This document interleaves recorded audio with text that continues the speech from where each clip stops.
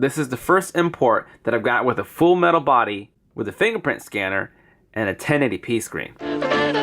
Every day of the week, you know I'm a tech freak. I gon' get you like a nerd, like a geek. Well, what do you know? It's the Cooloozer for show, so let's do it to it. Welcome back, YouTube. It's me, the Cooloozer, and here I have a phone, which is model M2 by Elephone. Now, this is another import, but I peeked at it. I didn't hold it. I just looked at it, and I was like, oh, cool. Can't wait to unbox it. And this is literally how it comes. So, USB micro cable, the charging port for the wall without the American one. I have a whole bunch of those that I can convert. Basically one of these to attach to the European.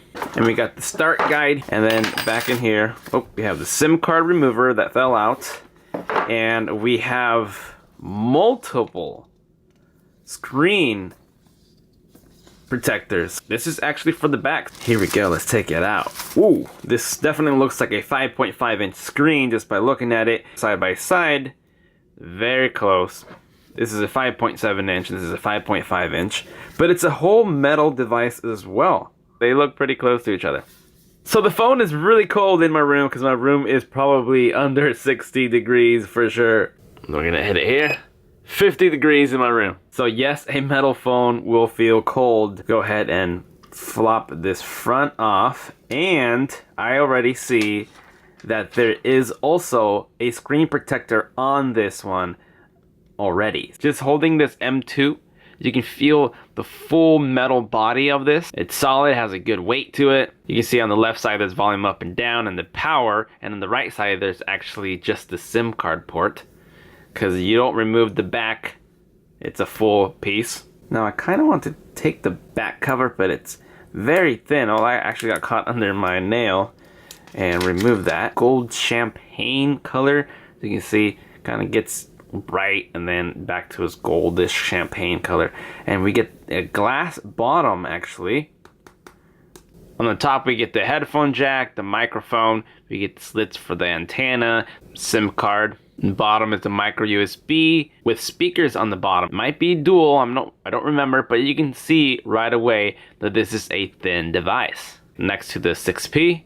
In the front we have the LED indicator, the front facing camera, sensors. Most likely we have menu, back button, home that actually presses in, and a fingerprint scanner, yes. So let's turn this guy on. So far the black has pretty good viewing angles. You can see that it does have that purple tint once you see it on very side by side, but no one's really looking at the phones on the side. You're always going to look it straight forward, and if it looks good from these angles, then you're going to be fine. And this is also a tiny deal product here. We get the Nexus type of look here. Let's turn the brightness a little bit down for my camera's sake. This is the first import that I've got with a full metal body, with a fingerprint scanner, and a 1080p screen. My first thing I'm going to do is go into, let's see, security, and go into open fingerprint and unlock. There we go. So I'm gonna see how many tries it takes. 1, 2, 3, 4, 5, 6, 7, 8, 9, 10, 11, 12, 13, 14, 15. 15 to get the fingerprint to work. Let's press OK. With the pattern of fingerprint just in case. I do like the power and volume buttons to be on one side instead of having the power here and the volume over there. I like them to be on one side. It is getting used to going on the left side, but you can feel the power. It kind of protrudes a little bit on the side. It is a little bit higher up here to reach, but it's definitely in the thumb section because your thumb hits here. So it will unlock by just touching, and unlocks your phone. So you don't have to press in. Although let me see what happens if I press in. It says try again, actually. Whoa, I just saw a flashlight. Kind of use my tip so I don't go into it. There we go. And it goes into a flashlight already. That seems to be a pretty good flashlight. But there's my fingerprint. Unlocks just fine. It's not the fastest fingerprint, but would you expect it to be that fast? I'm just glad that it works. And I'm just going to open the camera. And I always like to look at to see how it reacts to my movements. And here's the picture, and I should be posting the picture that I just took as my first pick. I'm obviously going to test this for a day or two. Oh, and before I leave, I just want to open the SIM card port, and we can see that it has dual. So here I see SIM card 1, SIM card 2, and I think you can see this little part right there would be a long way for your SD memory card. Okay, so I'm back here. It is now at 11, and I figured that once I've been, really using this phone for a little bit, so you just tap it and it'll open. So that's actually not very slow as I thought it was going to be in the very beginning, now that the system's running and all. Of course, you can do the pin if you want.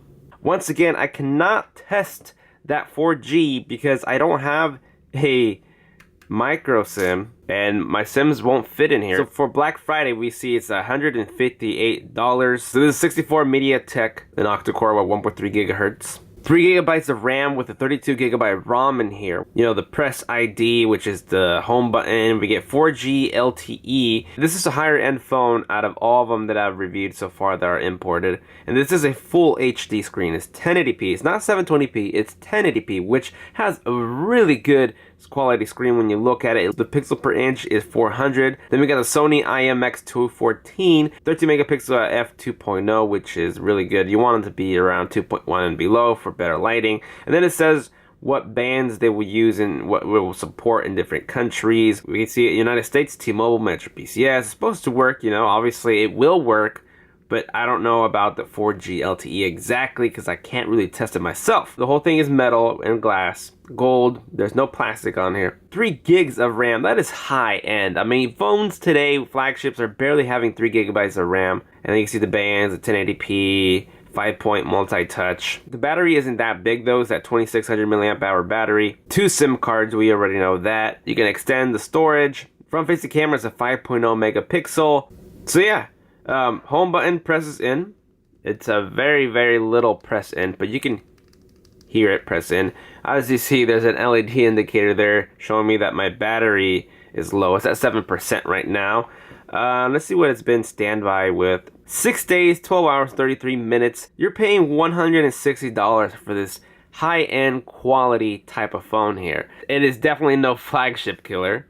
But it does have a flagship look here. This is not something you can buy here in the States. You can buy them online.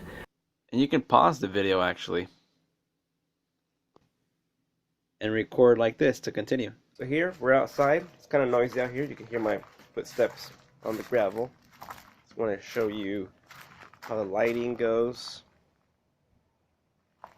It appears to be a pretty good camera.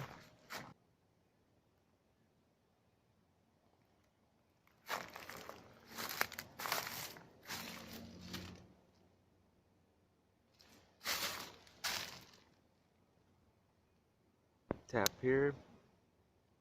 Very nice. It is cold out here, so I'm a little shaky. So there you guys have it. This is my showcase overview. I think it's a good looking phone. That's it for me. Get in the description down below, and who knows what other phone I will get. The more phones I review, the better and the higher quality, or maybe I'll even find better ones with the same price range, even better than this phone. Who knows? But this is what we got today. If this looks like it's for you, then you already know what to do. Go do it to it.